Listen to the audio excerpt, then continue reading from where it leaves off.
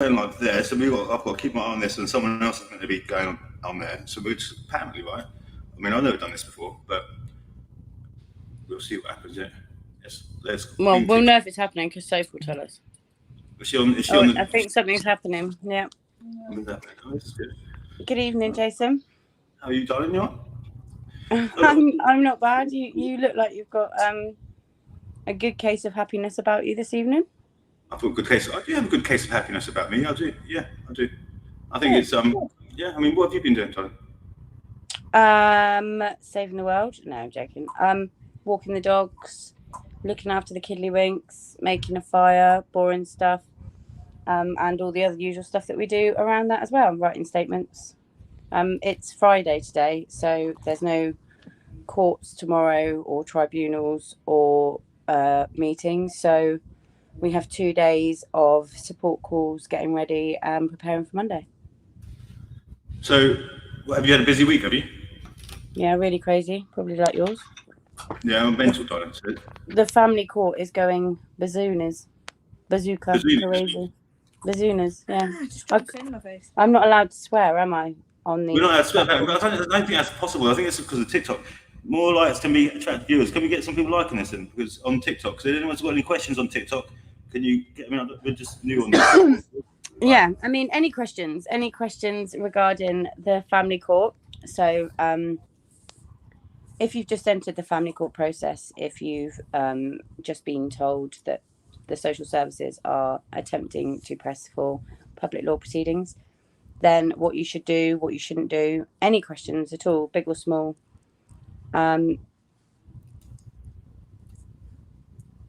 Jason's putting a pensive face, so that means that there might be some questions.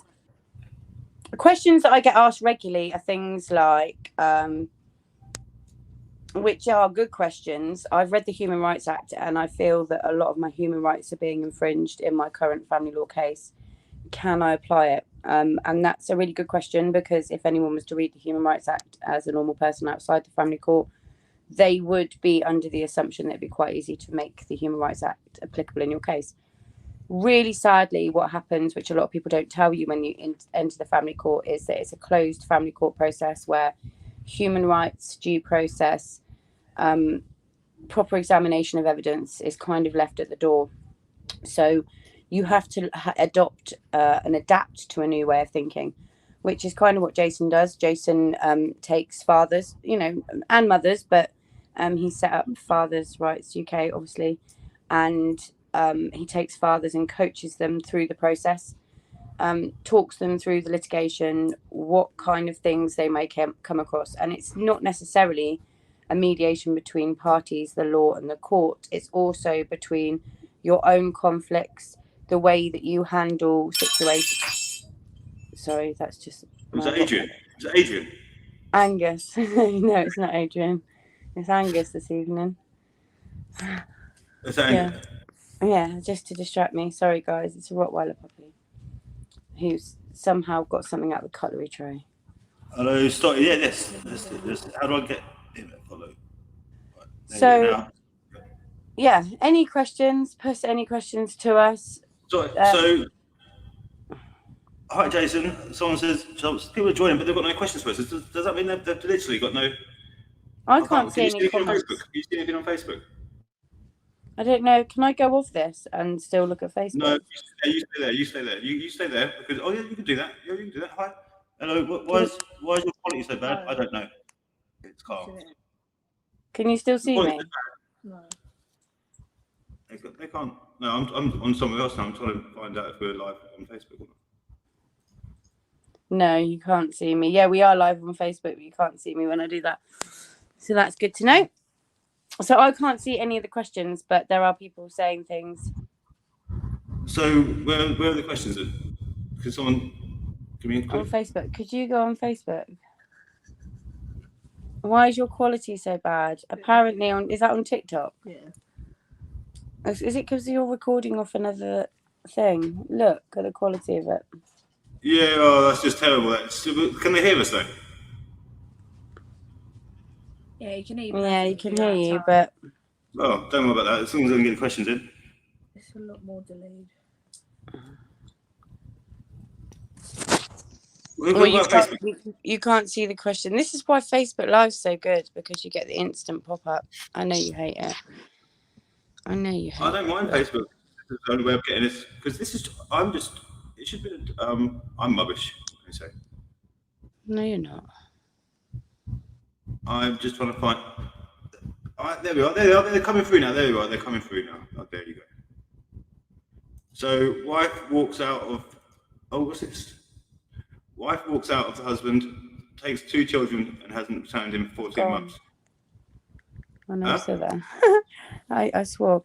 Wife walks out on husband, takes 2 children, and hasn't returned for 14 months. Basically, kidnapped kids and made lots of lies about the man. Man is 82 and has £8,000 for barrister, etc. Can this man claim compensation from this lying woman? What do you think? Right. Compensation is very difficult. In terms of loss, emotional loss can be gained if there is a company or persons that is bound under legislation or policies and procedure and contractually. Now, your ex-partner, as much as you would want to believe in entering into that partnership, unless you entered into a prenup, she is not contractually obliged to worry about your feelings and emotions. They're yours. So as annoying as it is that she's become estranged from yourself, I highly recommend you save your money, employ Jason on one of his wonderful packages, and make an application for a child arrangements order so you can see your children again, and try and work with your partner in the best interest of your children, despite any conflict, which is quite difficult. But Jason will be able to tell you it's not right. It's something that we are strongly opposed to. Across all our groups, alienation is a form of child abuse. Whether it happens with a female or male alienating, it doesn't matter. Parent A, parent B. In your situation, parent A happens to be a woman and she has taken your children, alienated you. You do have parental rights, so you are within your rights to file a C100 and make those applications through the court. And I would highly recommend that you take someone on board that is kind, concisive, and also can cut through a lot of the bullshit that can happen in the mudslinging process of the family court, which will waste you all of your £8,000 very quickly. Didn't she put that so Someone, eloquently? Baz asked on Facebook, I saw briefly, what to expect at a contact centre. Really good question, Baz. When you enter a contact centre situation, in most situations, you may not have seen your child, you may be estranged. They are buildings that sometimes present as houses. They can be on industrial estates. It's a centre that they kit out to be and mimic a home. It has a kitchen area and a bathroom, but it fits with all the criteria of a village hall. So it's not necessarily homely. It's got the signs everywhere. It normally has CCTV because of the protective issues. It's lock-in, lock-out doors. You will be, or party A, normally the person visiting the non-resident parent, will be asked to come into the building prior to the child being dropped off by the resident parent. There won't be any exchanges. It's perfectly safe, blah, blah, blah, blah, blah. You will spend your time in there. You'll be monitored. There'll be toys. Like I said, it's a setup a bit like a lounge. There'll be a sofa, a TV, a kitchen area if you need to make bottles or you want to take food to heat it up. Everything should be there for you. And someone normally sits back. They will interact with you slightly. If you have a non-verbal child, and a lot of what you're doing is caregiving through the form of interaction and play or holding a baby while it's sleeping, they will interact with you. They're nice people and they will make notes based on the interaction. Don't see things like your child not recognizing you as a negative on your part, because it just shows the estrangement. So it's validation that that child has been estranged from you, and that is again a form of abuse, because otherwise that child would have a secure attachment to you. In some cases your child will recognize you, but the good thing is about contact center staff is they are trained to help in situations like that, and it can be heightened, it can be anxiety ridden, and the worst thing for children about contact centres is it's not a familiar place for them. So with a relative stranger it can be even scarier than to have an unfamiliar setting. but there are lots of positives. You have a trained professional that can write minutes, that can validate for you to the court what a great parent you are and how well contact went, despite opposition from an ex-party. So highly recommend contact centres. They are exceptionally expensive. If you're involved with the local authority, I'd always recommend that you put in an application early for the local authority to pay for contact. So in terms of what about Court if you court case Wednesday about the children? Oh, that's the answer. That's good. Court case. That's good. That's good. It's Good. So, darling, so what I do you can't say hear to you, me? Jason. Why can't you hear me? Can you hear me? Yeah. What? I'll just have to listen through yours. Mhm. Why does it do that? It's because it's your phone. It's you. So It's just so weird because obviously there's a delay. There's like a 10-second delay. are you playing that game? Why can't you hear me on here then?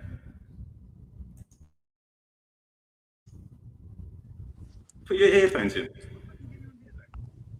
You look so confused. So cute. Oh, the kids. Okay, so what would you do? How would you deal with? Oh, she's gone, and she's left me. She's left me high and dry. That's a bit harsh. That's a bit harsh there, big time. Wow. Court case next Wednesday. Thanks for the children. Oh, she's so rude. That was hard work, man. That was harsh. But anyway, Sorry. Just keeping you on your toes, making sure that you can still feel better. Yeah, I still feel it. So what would you do? How do you deal with parental alienation in your view? Because I did this thing the other day. What would be your top 5 tips on preventing or changing the behaviours of an alienated child? Right. Okay. To change, it's a bit like management of dogs and animals, which are non-verbal, and you have to look in their best interest, regardless of what they think, say, or feel. I would say short-term pain, long-term gain. Sir James Mumby said that, and I will second him on that. I think a rigid schedule in the beginning of separation that outlines 50-50 regardless. I think there's a lot of suck it up buttercup that needs to happen to dominating parents that are over influential in their overbearing way to not understand that all children regardless need a male and female, no matter how shit they are. And this is the other thing that's really interesting, is it's a child's right to know how shit that parent is. So, you know, you are denying a child a parent that could have been a pretty crap parent, but you may accidentally also put that parent on a pedestal. So alienating backfires twofold on alienators. So I would always recommend that you put in a rigid pro-contact schedule from the beginning. You stick to your guns. And for men out there that go, oh, I was only a couple of hours late, she's not at all lenient, right? It goes both ways. So you both set the precedent. No one fucks about from the beginning, because it's not about you. It's not about the appointment or the new girlfriend or the fact you had a job on. The contact arrangements are the most paramount to both parties.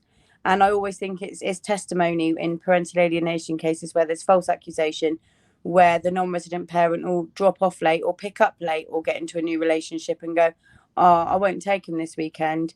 It's poppycock. Stick by, both parents have to stick by it, that the arrangement is the arrangement, and that is that. A lot of people in approaching that won't suffer alienation, and they definitely also won't suffer court.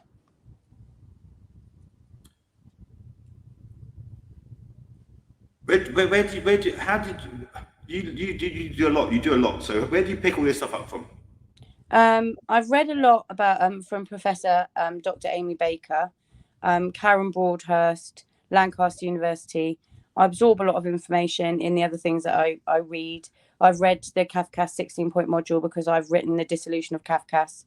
It is my ideal view that CAFCAS gets disseminated into sand.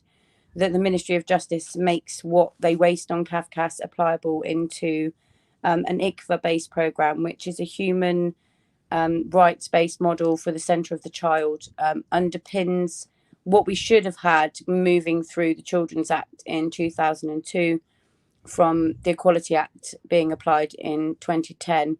There hasn't been that for children. There needs to be equality for children in their voices, who they want to live with, their rights and personal views. And in the family court where it's silenced, yes, it protects the child, but it also silences the child. A lot of children don't have the option to see a parent because of a court order. And you see that in the product of what's coming out the other side. The harms report that was produced in 2020 by the Ministry of Justice and the government has again backlogged on. And I read a lot, Alistair McFarlane and other people that are trying to make massive changes within the judicial system and social reform are coming up against the same issues. And it is up to us as individuals to be really pragmatic and not kind of over emotional. I'm alienated. I haven't seen my daughter in months. My other two children are alienated.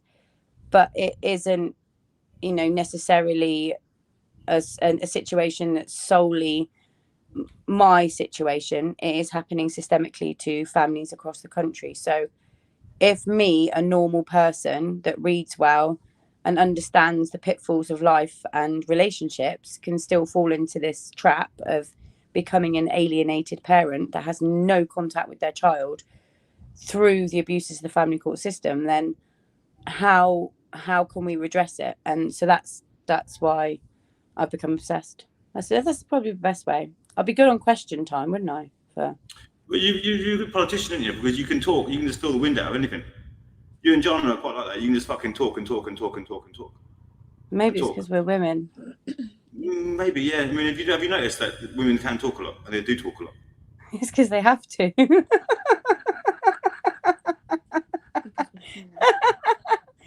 Someone's got to entertain.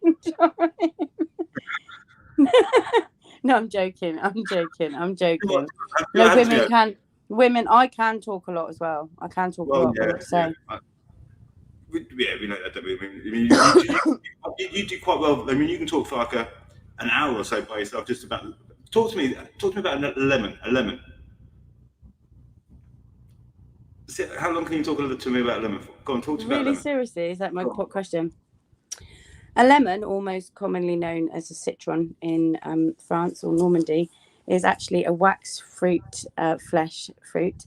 It contains seeds. Most commonly, lemons are born in more tropical countries or countries where there is above 35. Oh dear, I've just broken the sofa. Or 28 degrees centigrade. You can grow lemons in a citron house. But you normally have to bring them in and it has to be heated. In the house where you park a car? It tastes nice as well. Lemons taste nice. Yeah. Lemons taste nice. Can you show me your lemon face? Can you show me your lemon face? Is that right for you? No, it's great. That's better than my. It could have been someone else's face. It could have been anything else's face. Could have been anything else's face. Oh my god, I don't even want to think about that. Disgusting. That's disgusting. What? The dad is my 80-year-old friend. I'm hoping he gets some sort of contact with their dad. I will show him this video. Oh, good. So do I. Sending best wishes. Tell them to be positive. Dress smart. Put aftershave on, even if they can't smell it. It's about you. It's about how you feel. Exactly. You got to look good, feel good, and smell good. That's what you got to do. Look good, feel good, and smell good. Yeah, because if you look good, feel good, and smell good, then again, if you can't feel someone else, feel yourself. Fucking always. I mean, I'm not being funny. No one else doing. We're not doing testicular cancer awareness videos, so we won't go into that one. Sorry. Today. Off topic. By the way, you can only. We're still have to have a laugh, darling. I'm not being funny. I mean, I've still got a sense of humour. I mean, I'm still a human being. I can't help it. If I'm going to offend someone, I'm going to offend them. I know you all get sensible when you're talking about all this stuff. You all get sensible in certain topics we can and can't talk about. But I think we should still be able to just talk about the fairies. Can't merge. Can't merge. Oh, that's definitely okay. So, basically, So awkward when you do that to me. So awkward. So, do you get your nails done every week? 3 weeks. Well, I left Every at week. 6 and they still stayed on. So they're proper acrylics, aren't they? No, these are gel. These will be mine though Gel. next week. Mine have grown. Like, oh, it will just be. These will all be mine next week. What's been going on in Nice this? feeling. Baz has joined. No, that my Baz- hands will be weapons. Your hands were weapons. So, darling, you're being very sensible. I don't understand what's the deal here. Well, I'm worried. I'm worried about what you're going to spring on me all of a sudden. I can't spring Just anything on made you. me talk about lemons for no reason whatsoever. I was expecting loads of really serious questions, so I have my serious, and I've just like literally done my whole flash.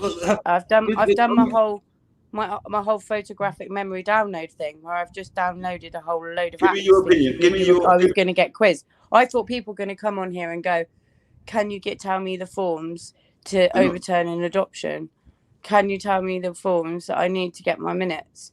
Can you tell me how to file a C100 and which forms I need for the exemption?" And I was literally going to be like, boom, boom, boom. But there's nothing, is there? It's not my fault. There's nothing. Probably, it's not. But now I've got to get myself into. This is the thing. I have different heads. Everyone knows I've got different heads. I've got a head for. I've got. I've got a head for when I'm being silly and I'm doing voicing my opinions. I've got my meeting head, which you met today, which is very nice. My friendly head.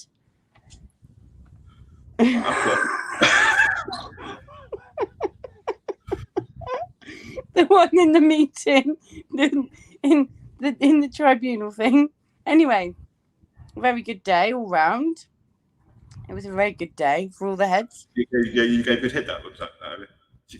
So the truth be known, right? Ultimately, what happened was, she obviously gave really good. She was in a meeting and it was good. It was good. It was good. I don't want to say anything that's going to cause offence. So I have a friend. Why does my friend? Okay, why does my friend have to go to a contact centre to see his kids when she's the one who is left with the girls? Yeah, but why did she leave with the girls? Okay, think outside the box. You know, and just because they're going to a contact centre doesn't mean how it's going to end. For all you know, like social services involvement and stuff like that is a real shame for families. And it's easier to blame an ex and go, "Oh, I've got to go to a contact centre to see my own kids," than go, "I got caught smacking my missus in front of the kids. The social services got involved. She fled to a refuge.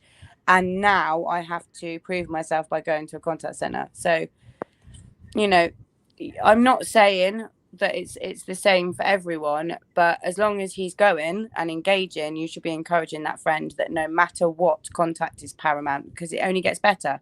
You do the contact centre, you go to the community, you move to at home, you go to overnights. You know, that's how it works. You do whatever you have to do. You do whatever you have to do. I battled it. I messed up by battling it, and you could lose everything. And it's just for a case of your own pride for the sake of your kid. No. Yeah. Anyone who said to me they can't go to a contact centre or they won't go to a contact centre to see their kid, it's downgrading. And as much as I did say it myself, when I was going through that, my old me, so I would never disrespect anyone that I clearly am. But then I understand it. Like from my position, I went to a contact centre and I was with my children and we got rejected. I went to the homes that were given to me with their choice of chaperone and we were rejected. So because that's happened 16 times in my case and I've got other children, I now have to safeguard them and myself emotionally to get yourself ready to go and see a child that's not resident with you. It's being kept from you. And this is why I understand, like with you saying you didn't want to go to a contact centre. I do understand it, but then I didn't have me explaining this. But actually, even in this case, because I have to safeguard Nushka and Bonnie, it's as simple as that. But the rejection for them every time was emotionally harrowing. And for me, it's not the same for everyone else, but for me, there's no safeguarding concerns regarding me looking after any children. So it's just a matter of my ex not wanting me to have my daughter. So you can't mediate with stupidity. And that is what I've got to try and tell people over and over again. If it's just you, if there aren't other kids involved, get yourself to the contact. Because I would go to Timbuktu for Tiger Lily. I'd go anywhere in the world for her. But when you've got other children, you also have to safeguard that alien environment. And also, if you're getting a lot of rejections at the door, and this is where I really respect people that stop contact altogether in the best interest of the child, and that child's getting dragged all the way from a contact centre to be used as a pawn to be dangled and then taken away again. Is that 2-hour car journey for your child? You know, is it worth it? And this is where we always have to look in the best interest of the child. Most children want to see their parents, even if it's for 2 hours in a contact centre. They really do. So put yourself through it for them. And you know, if you get the feeling that they're distressed or they don't like it or they're being used in some way for psychologically for abuse as a pawn, then don't put yourself in that situation for them. You know, that's the best thing I can say. You've knocked me there again. That's quite planned by her father. Go on. Your voice is better than mine. Is it? Planned by her father. I'll do it literally. Planned by bullying by my friend, but no rules. 16 yards. What do you say about that? That makes sense to me. Planned by her He's father. kind and gentle and fragile. Yeah, we have a lot of people that go to contact centres, even mothers that have never done anything wrong with the services that have to start off in contact centres. The system is really messed up and it places parents at the centre of all blame, of all wrongdoing, and isolate situations. I mean, a lot of the people that are looking in on your relationship have never even had a boyfriend, have only ever been married once if they're a circuit judge, and they don't understand more modern day family life. So it's a polarized view, and when people get into long-term relationships and they get used to the toxic ways that they live their life, they don't realize that they're a narcissist. They don't realize they're controlling. They don't realize because it is partly part of the other person for not addressing it sooner in the relationship, but they've been allowed to fit into this way. Now, you as their mate, the kind, cuddly, fuddly mate, will never see a problem. They were together for 16 years. But a complete stranger, believe it or not, that's only been involved in their life for 20 minutes can make assumptions, can separate the couple, and can put stipulations in there. And you might not understand it, but your mate, because he's a kind and gentle person, will do anything in the best interest of his missus or the child. He'll leave, he'll go to a contact centre, he'll jump through all the hoops. And this is the kind of thing that the system makes us do. Reunification isn't on their lips.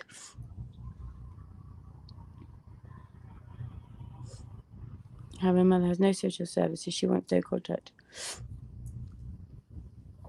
Right, I'll read this one out. I had a custody battle for my kids, and thank God I have them full time now. There is a CAO in place for minimal contact. However, mother has social services. She has told social services she wants no contact. It has been 6 months. I haven't heard from her. Do you think I should go for her parental rights? No. You've won one battle. Don't do that to your kids. Like, I know it's hard when we are protective role parent, where we put ourselves in this position that we know best. But actually, it's really upsetting for the children long term that you've stripped their mother or father. Like I said, we don't realise when we keep a child away from a parent that we give that parent hero status. It's a bit like the father that goes off to war that you never see again. That ideologic, oh, he was a hero. That is what's happening when you're alienating kids. Kids live, with fairy tales and they want to see the best in everything. And they see the mother-father dynamic and they miss and they yearn for it. So they create their own narrative. So what you do when you strip rights, when you get one up on a parent, is you're basically punching the other half of your child in the face. It's child abuse. So no more stripping parental rights from people. And no more telling people that there's there's issues there. If she's given up the fact she doesn't want to fight, or she can't be bothered with the toxicity between you, and you can't see it's in the best interest to have contact no matter what, then you've got what you wanted. She's given up. I personally, for the sake of my children, would want to attend mediation in any way, shape or form, to try and work on your relationship in the best interest of the children. That would be my advice. Think in 10 years' time, think about them, and think about all the things, the milestones she's missed out on. And rather than trying to get one up on an alienated parent, imagine how awful it must be to have to come to that decision to walk away because of that situation. There's always two sides to every story, and I'm a real shit, I'm terrible because I'm devil's advocate, because I will never hit a parent with anything that isn't the child's view, whether they like it or not, sadly. I think it's important that it is like that. I think anyone who doesn't want the other parent involved, you're automatically going to be cutting the part of that education out, the part of that culture out, the part of the history out of the child, and you're literally cutting it out, and that's not fair. That's not right on the child. It's not fair on its own right. Well, I always turn around and I go, "Oh, they're a shit parent now." But when you were with them, you went out to the shop, you went out to the pub, and they were okay.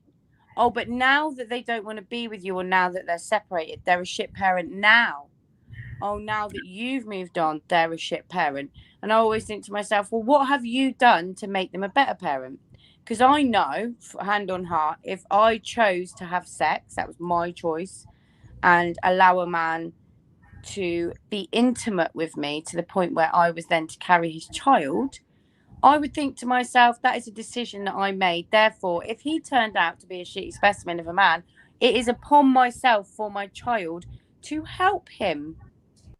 From my knowledge gaineth his power.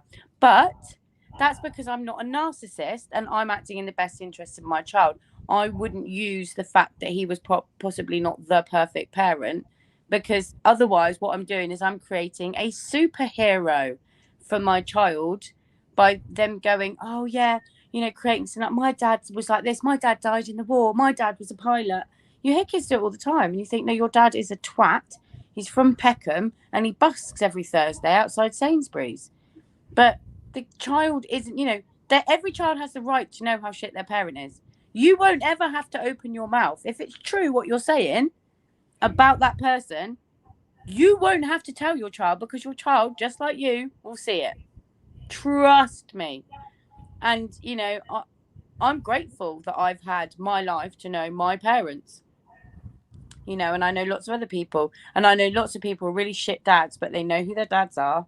They know they're shit dads, and they don't have that daddy finding complex, daddy hero complex, psychological detachment, and the problem with attachment disorders, or, feeling this low self-esteem, poor mental health, ill mental health moving into later life. It's just like this cycle. These syndromes created by parents that, it's Freudian, it's weird, but there's so much from the mummy daddy complex thing that we really need to harness. Thanks. Sorry for that little... That's good. That's good. No, I like it. It's good. It's literally, you've just blown my mind, and I listen to you. You're articulate in what you say, and you make sense. And it's,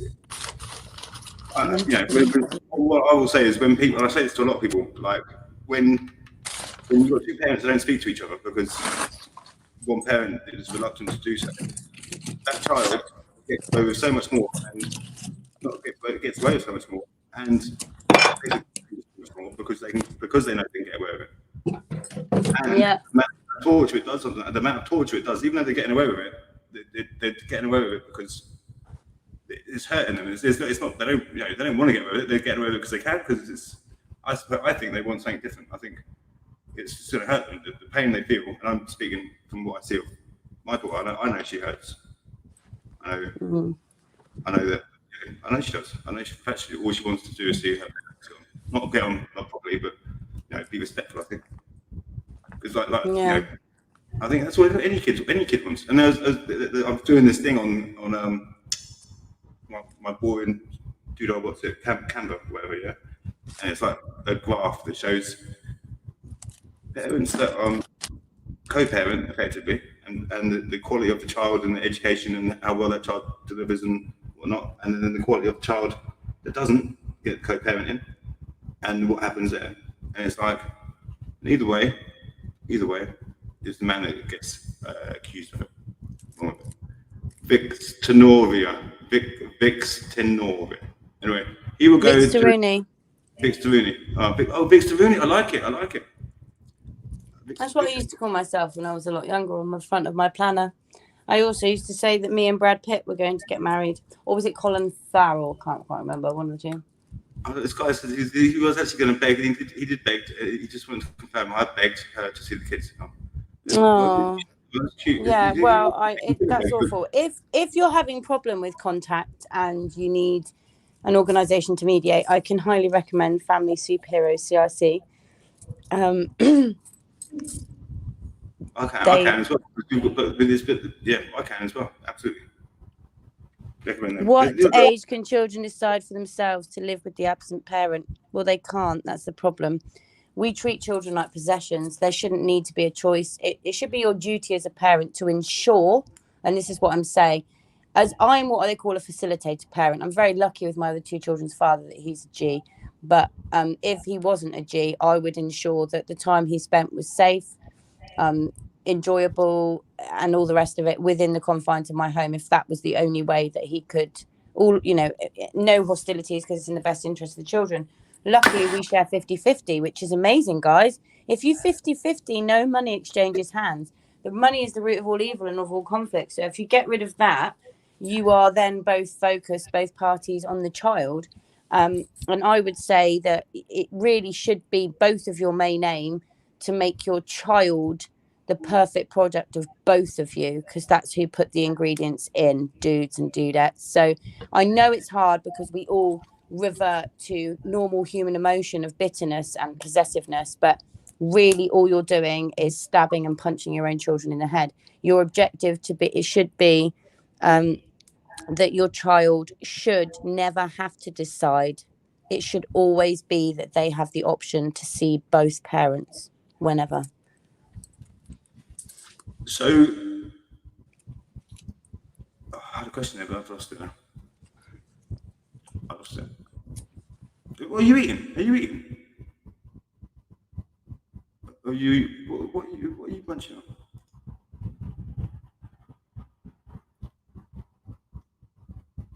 Just want to confirm I've read that one. She's gone mute on me again. What age can children decide for themselves to live with the absent parent? Yeah, that's the one I just answered. Sorry about that. Sorry. Well, good. You're switched on, aren't you? Sorry, I just had to deal with a sleepwalking child. Oh, did you? Oh, yeah, that's why I have to. Every now and again, I'm turning my camera off. It's not because I'm being rude. See, this is real talk. This is what we're here for. So let's not talk about alienated parents anymore. Let's talk about the effect psychologically long term on the children. So I have two children a year into alienation that are psychologically so much stronger than adults, but still taking a battering. So my eldest child sleepwalks. She blames herself. She thinks there's something wrong with her, that she can't see her own sister. The middle one goes into fantasy land. Again, great copers. They're like neat strategists. But the emotional impact that this whole toing and froing and fighting does to children is harrowing. And all you have to do, if you've got the time or the money, is brain scan your children before you break up and after. And I can tell you now, the effect and the damage of their tiny little brains is absolutely harrowing. So yeah, that's the reality. So this is I'm a real person, I'm a real mum, and that's why, for the sake of my children's sanity, I'm just turning the camera off. But this is the reality. They manifest things in different ways. She's completely dead in sleep. She's not aware, but she has dreams that her sister is outside. So she goes outside to get her sister in from the pushchair, because the last time she remembers her sister coming to this house, she came here in a pushchair. by my ex mother-in-law, and she goes out there to greet her, but she can forget that she's just in like her pajama pants and walks outside, and it you know, for me, I'm on high alert all night because I hear her little feet go down the stairs if she's here, and it's her trauma escape. She's a happy kid, so that's how she deals with the trauma of the family courts. So anyone filing a C100 that's got kids, I mean, never mind the stress it's going to have on you. Have you discussed what it's going to do to your family? Have you sat down with your other children that are home, grandparents, aunts, uncles, and said, listen, I'm going to be snappy, I'm going to be confused, I'm going to be accused, because it's going to affect you all in so many ways. And that's, you know, psychotherapy, scaffolding, as I call it, is really important. But more important, nurture play. It's a form of psychotherapy that most children can access now through their trusts in their schools. It's the extension on from Lego therapy. Nurture is a fantastic program that's run throughout the whole of Great Britain and is really good for supporting children with emotional extras going on in their life, should we say, like parental alienation or family court processes. And again, we have to really focus on children's welfare in the UK. And that is, for me, that's a biggie. Their mental health is a real biggie. I've seen, yeah. I mean, I think I've seen the impact of a parent on my daughter, on Lila, and it's like, yeah, it hurts. It hurts. It's as my job was to bring a child into the world to have a better quality of life than what I had. Yeah, that's what I think. I think whatever I had as a child, I wanted her to have better than, and I think that's normal. I don't know if that's normal or not, and I think to a certain extent I have delivered on that, but then to a certain another level I haven't, because she still has to go through the same trauma and same shit as what I went through that hurt me. Does that make sense? Yeah, absolutely, it makes sense. Yeah, absolutely, it makes sense. That doesn't. Yeah, no, it does make sense. Yeah, you don't want them to you want to break the generational curse, and this is something that we're not doing in the family court process when we start the engagement of this duel, of this paper slinging match. We are not focusing on the best interest of children. Well, they lose track of it. You lose track of it. Literally, I think. I mean, you're a credit, and there's many other women that I've known that I work with and speak to, and that get turfed over because, in my view, the men shouldn't be getting the contact that they do get in some cases. When we got other people that work really hard to try and get something and don't do nothing as bad as what others do. If that makes sense. Well, I know. Yeah, there's real, because of the fathers' rights movement that happened 2012 moving onwards. Really, there is, quite rightly, which I think is really positive, especially from my background and upbringing, that men are more equally involved. I think it's really important for the brain development of all children, male and female. But I do think that there is, sadly now, there's been a tilted shift of misogyny, patriarchy, and even men are suffering from it. You know, the patriarchal system that's set in place at the moment doesn't serve men or women at all. The child maintenance service is patriarchal, and because of its patriarchal rights, what's patriarchal? Tell us what patriarchal is. Okay, so you have a patriarch and matriarch. Patriarch is father, matriarch is mother. When you live in a patriarchal society, it is a male-dominated, syndromed society. Theoretically speaking, it would mean that the male is always perceived as the higher being. That happens. I mean, your pay, the fact that you have more toilets, urinals, the fact that you have more access to banks, the fact that you have a better credit score naturally because you're male, the fact that you can get better finances, the fact that when you walk into a family court, you can automatically get custody even if you haven't been in the child's life. But there are negatives. So you get higher pay grades. And when it comes to the child maintenance service, you automatically get assumed and therefore alienated on a parent gap with pay. So, for example, contact gets denied after a parent denies paying a certain amount for child maintenance.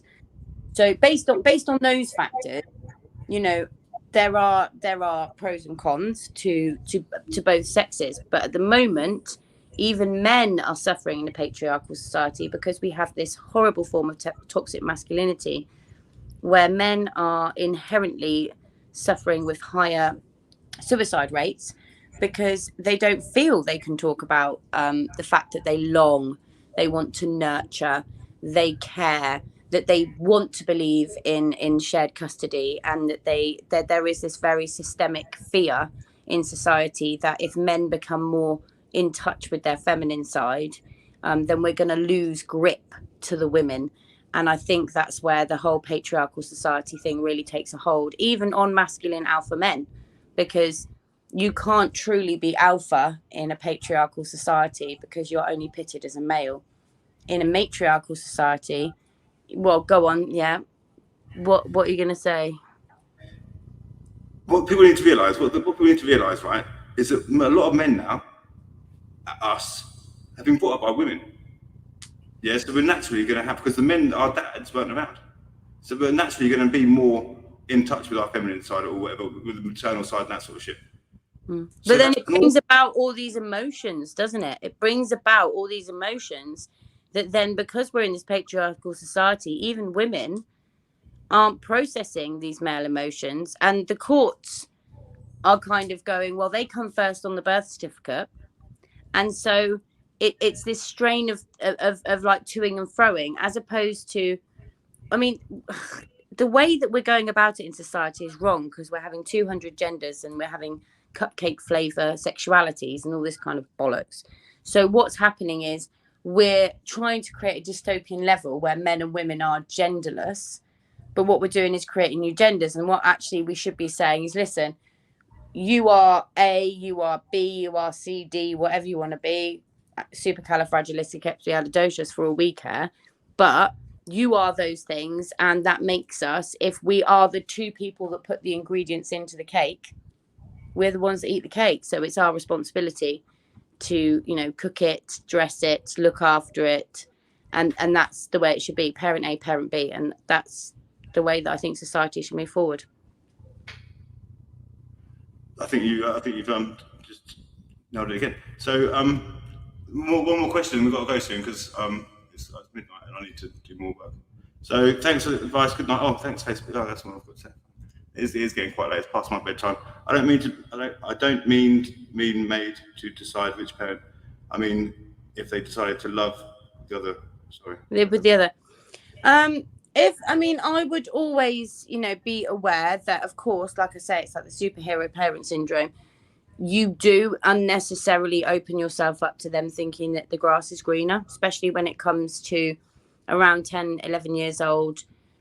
New hormones will start kicking in, and that's a new boundary testing time.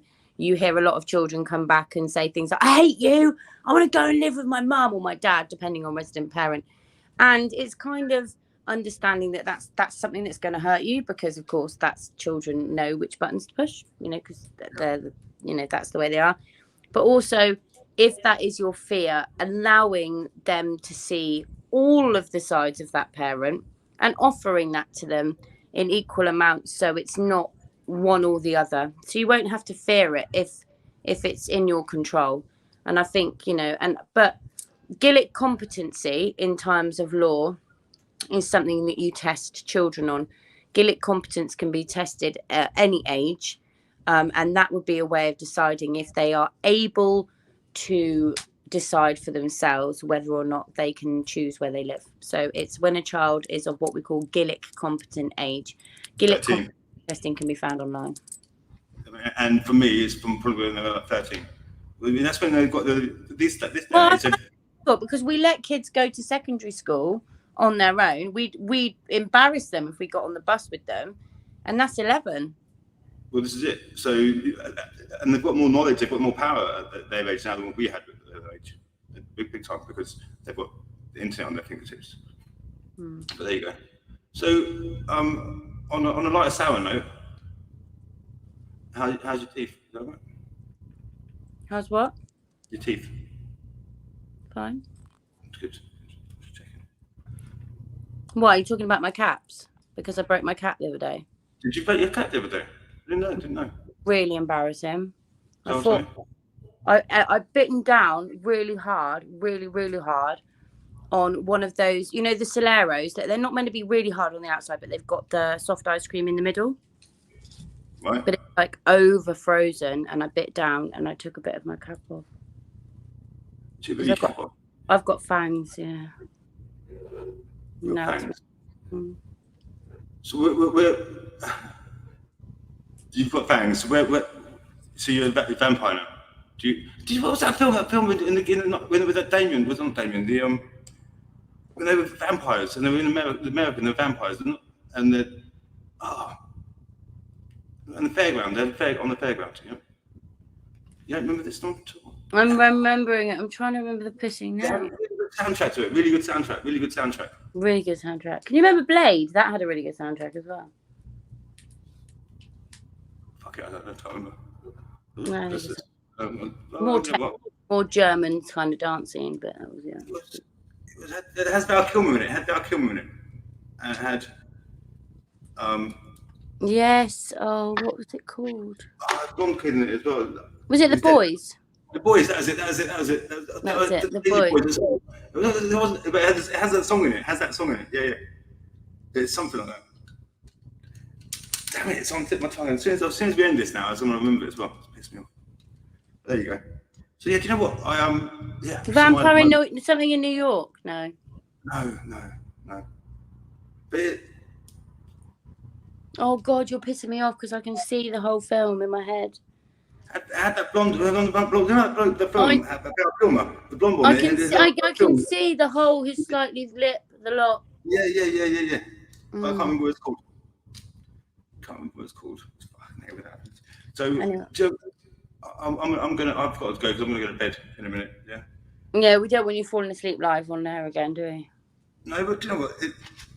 I think you know we should. I'm going to be doing this randomly, not randomly, but I'm doing it a lot more regularly at certain times. And I think it's late tonight, and I think people who watch and look good questions, and TikTok was quite good as well.